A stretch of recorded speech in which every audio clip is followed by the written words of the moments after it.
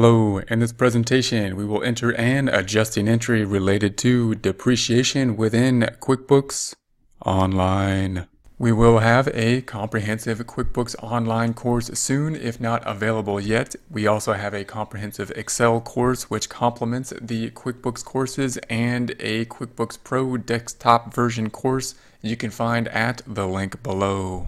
Here we are in the QuickBooks Online dashboard. We will be continuing with the Get Great Guitars problem. We're going to be entering adjusting journal entries related to depreciation and property, plant, and equipment.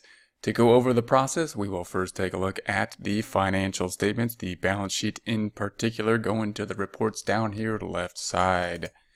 Reports, and then we're going to go to the balance sheet report, that financial statement report.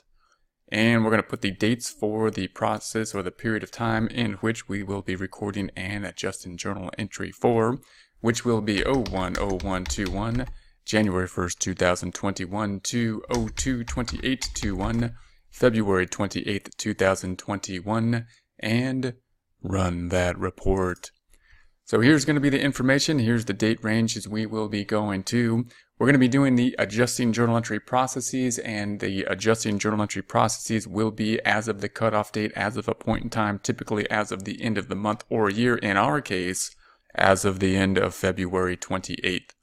Remember that most adjusting journal entries, and this will be a typical one we will see in practice as well in textbooks, and that will include all adjusting journal entries include typically one balance sheet account, this is the balance sheet, and one income statement account, which is, or the profit and loss account. And so this is going to be no exception here. We're going to have one balance sheet account, one income statement account, and they typically do not include the checking account. We're not dealing with cash when we do the adjusting journal entry process for the most part, almost always. So cash will not be involved. If you go through that, you can kind of think through which of these accounts we need to adjust as of the end of the month to be more properly on an accrual basis. And one of those accounts that we need to adjust at the end of the month is clearly the furniture and fixture account. So this is going to be property, plant, and equipment. QuickBooks calls it fixed assets. That's one name for it. It could also be called depreciable assets, those that typically need depreciation, although land is usually in there and it's the one that doesn't depreciate. Or it could be called fixed assets or property, plant, and equipment. All names for basically the same thing. They're going to be things, typically tangible things that we can touch, and things that will be consumed over a longer period of time than just the current period of time, and therefore we put them on the books as an asset. Now, when we put them on the books as an asset, they're typically not thought of as something that we would expense. I mean, most people think of a large purchase of furniture or something like a forklift, like equipment like that, or a building, as something that even if we paid cash for, we would record as an asset just because of its size. So, but conceptually, that's a little bit more complicated than maybe we might think at first glance, because if we paid for something, the question is, should we, we're crediting cash, or we're decreasing cash, what should the other account be? Should it be a furniture and fixture expense account, which would decrease net income and be part of the profit and loss? Or should we put it on as the balance sheet account? And typically we put these on as the balance sheet account because they're large amounts, and therefore because they're large amounts, we know that we're buying them as an investment for a longer period of time. It's not just going to affect this time period, we're buying it for multiple time periods within the future. And therefore, we shouldn't just expense it because it'll really mess up our net income calculation. If we just expensed $103,000, we would probably have a loss for the month in which we did that on. That would be fairly significant. Not really reflect the actual thing that actually happened, even if we paid cash for $103, because we really bought this furniture and fixture, these fixed assets, these property, plant, and equipment, not for this 1 month, not for this one time period, not for this year, but hopefully for multiple years into the future.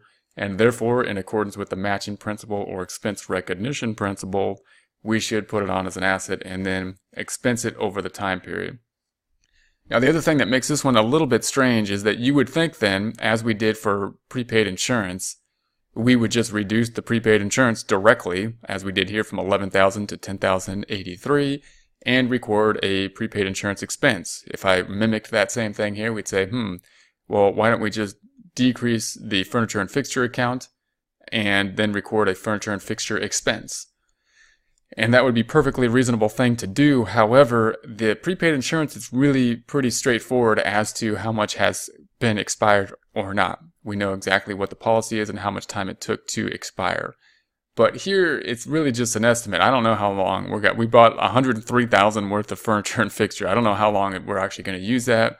If we do really well, maybe we'll replace it sooner. We don't really know. So we can, however, do an estimate. All we can do is make our best estimate. And because it's an estimate, we're not going to write down this account directly. We're going to create another account, which we call a contra asset account. It's called accumulated depreciation. So the balance sheet account is going to be called accumulated depreciation, which really is just matched up to this account. And we're just going to match it up and say, here's the debit half of it, here's the increase half of it. And then the accumulated depreciation is going to be the credit half or the decrease portion. And if you want to know the book value, you've got to take the cost minus what we estimated the decline in value or the accumulated depreciation to get the cost. So that's what we're going to do. It's going to be a credit to accumulated depreciation and a debit to not furniture expense, but depreciation expense. So whenever we see depreciation, it's related to one of these kind of fixed assets, in this case, furniture and fixture. We're going to do a quick calculation on it. We won't get too in depth in terms of how to calculate this. Oftentimes, it's complicated because we have a lot of furniture and fixture, a lot of different type of things involved, and therefore it's not just one number that we're just going to depreciate. We probably have multiple different things that we have to depreciate that we bought at different times, and we typically even have different depreciation schedules for our books versus our taxes. So we often need help from a CPA firm to really get this number correct. But we'll give the concept of it. It's really important to know some concept of it, because if we don't account for depreciation, we're not really recording things properly, because it's one of those things, again, that will reduce the net income and make us look properly worse than we would have if we had not been thinking about the fact that our fixed assets are declining in value over time. So the way we're going to do this is just going to be a straight line, just a quick calculation, as if all this is one piece of equipment that we bought at the same time, just for simplification purposes. So we're going to say we had $103,000. We're going to subtract out the salvage value. That's what we think we can sell it for at the end of the useful life. After we're done using it, we're going to sell it for scrap, basically, and that'll be the salvage value. Could be called scrap value as well. Minus the $10,000. That's going to be our scrap value. So we're going to depreciate then $93,000, and we're going to say that this stuff's going to last 10 years. How do we know that? It's just an estimate. We're just guessing that it's going to last 10 years divided by 10. Now, if you're wondering, well, that seems kind of random, I could just use any number. It has to be a reasonable number, and for taxes, it's going to be more specific. There's more regulations in terms of exactly, or different regulations in terms of exactly how many years you can depreciate certain items for. And so that's going to be $9,300. So what we're saying is after 1 year, we're going to reduce this by $9,300 in terms of value. We're just doing 1 month here, however. So we're going to take that then and divide by 12. And that's going to be $775. So what we're going to do is we're going to say 1 month has passed, and we're going to reduce this $103,000 by $775, the amount of the depreciation that we are estimating for this amount. We're not going to do it directly, however. We're going to create another account, a contra asset account, a negative asset account that's going to be accumulated depreciation account.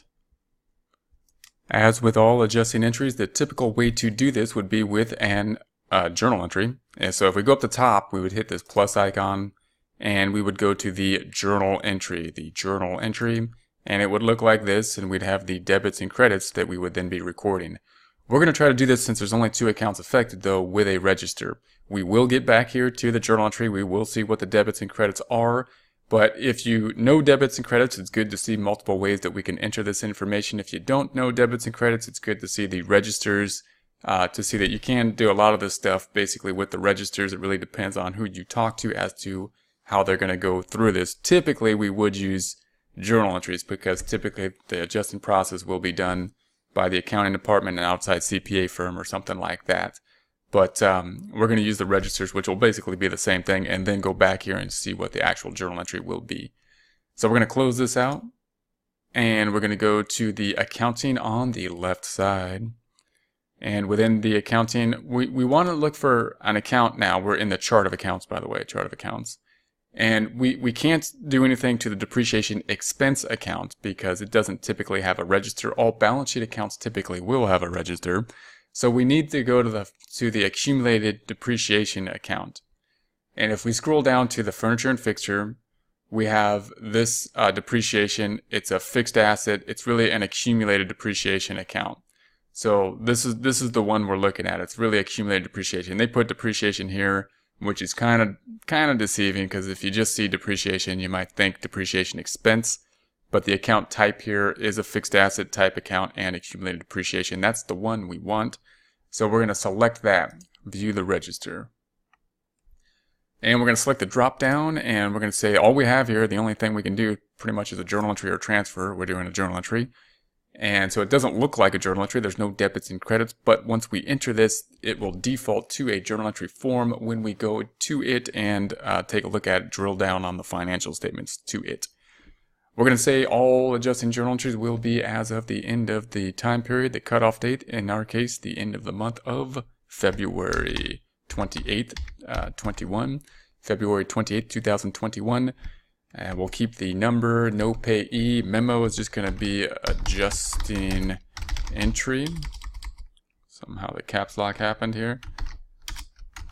Entry. Remove the caps lock. Okay, and then we're going to say, and now it's a little deceiving. It's a little difficult to know what the increase or decrease is on this one because it's a contra asset account. So it's gonna do the opposite thing to a normal account. So I would think that it would be an increase to this account. We'll have to check it though. It'll be an increase to this account of the 775, which will decrease the assets. Now, QuickBooks, because again, this is like an area where the debits and credits would make more sense. It'd be easier for us to know if we're using debits and credits, because QuickBooks might say that it's an asset and it's gonna have a negative balance, so it needs to decrease. So we're gonna check it. We're gonna put an increase in there, and then we're gonna have to go and verify. And there's only 2 accounts affected, so we'll do some testing on this, and then go back here and adjust it if we need to. So we're gonna say that the other side's gonna be depreciation expense. So we're going to select the drop down and then we'll type in there. I don't see it here. Depreciation. If we type it in there, here it is. Other expense. It's an other expense. So we're going to say that's the one. Depreciation expense. And that's it. We'll save that item. And now let's go to our reports and see if it does what we think it should do. And again, it should be bringing down the net income. If it doesn't, it should be bringing down the assets. If it doesn't, then this increase, I've interpreted it incorrectly, and it's saying, we'll take a look at it. We're going to go to reports on the left side, and we're going to go to the balance sheet report, and then put our date range in here, which is going to be 01/01/21 to 02/28/21, January 1st, 2021 to February 28th, 2021, and run that report. So here is our report. We'll then scroll down to our fixed assets area. So here it is, fixed assets, and we have the 20, so it's the 75 and the 28 are our fixed assets. And then the depreciation, which should be really accumulated depreciation, is the 775. And it looks like that is actually increasing the balance instead of decreasing it. And therefore, that when we put in that increase, it should be increasing. It's a credit balance account, so you would think that it would be increasing in the credit direction. But QuickBooks sees it as an asset, so when it increases, QuickBooks sees it as a decrease. And that's kind of the problem with not using debits and credits. With using plus and minus or increases and decreases, it doesn't always make sense. You can kind of see it 2 different ways, whereas debits and credits you don't. So I'm going to select that. We're going to have to adjust it. I'm going to click on here and go into there. Here is our adjustment. So it's going the wrong way. I'm going to select that item. Notice that it doesn't take me to the register. It takes us to the journal entry. But that's okay. There's only 2 accounts affected. So all we have to do is reverse this. So this is actually the expense here, and it should be debited. And here's the furniture and fixture. The reason this happened is because we went into the furniture and fixture register and we told it that it should go up, which it should go up in the credit direction because it's a credit balance account. but QuickBooks sees it as an asset account, and therefore all assets normally have debit balances. So QuickBooks sees it as it's going down because you're decreasing the total assets. So that's okay. We're just going to adjust this. We're just going to say that this needs to be the credit, 775, and this needs to be the debit, 775. Now, if you're used to debits and credits, you're probably thinking, well, the debit needs to go on top. Doesn't need to necessarily. QuickBooks has had, as we've seen in prior presentations, a few times where it actually generates journal entries where the credit's on top. It really depends, in this case, on when we entered the register, which register we were using. Also note that this account's not as specific as it could be. If you select the drop down, it'll say it's depreciation expense up top, and that's the one we want because it's an expense category. And then up top, you'll see furniture and fixture and then depreciation, and you might be used to seeing accumulated depreciation typically used, but we're just going to keep this item. It's giving you the category and then the subcategory here. That's the way it's being displayed there. Note also we have the credit on top. You might be used to having the debits on top. We just adjusted what was there in order to adjust it. There are many areas where QuickBooks actually does put the credit on top, as we've seen in prior transactions. So it's really just a convention to have the debits on top. But if you're working a book problem, obviously the debit will typically go on top. And if you were to generate this as a journal entry rather than using the register, you'd want to have those debits on top. So we're going to save this. We're going to save this item and close this out. And there we have it. So now it's showing as a negative here.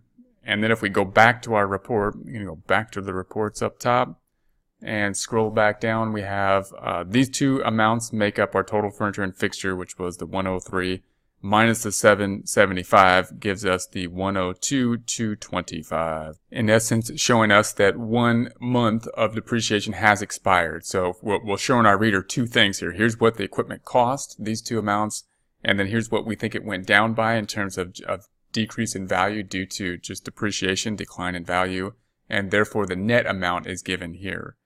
We're then going to look at the income statement side by going to the reports on the left-hand side. The income statement being the profit and loss report, checking out the profit and loss report, changing those dates once again to 01/01/21/02/28/21, January 1st, 2021 to February 28th, 2021, and run that report. So then if we scroll back down to the expenses area, we'll see the depreciation. Now we put it into other expenses down here. I'm not totally sure it should be going there rather than just the normal expenses up top because it probably is a normal type of operations, but that's the way the chart of accounts was set up to put it into the other expenses. So you'll note that we have a couple tiers in terms of the groupings of expenses in accordance with the financial statements that the reports that we generated that were given to us as we constructed this account. Most of these accounts set up already as we set up our books. So we've got the net income minus the cost of goods sold, giving us the gross profit, minus the expenses gives us the total, it gives us the total expenses, and then the operating expenses. These being operating expenses, those that we think are going to be most applicable to the normal business operations. And then we've got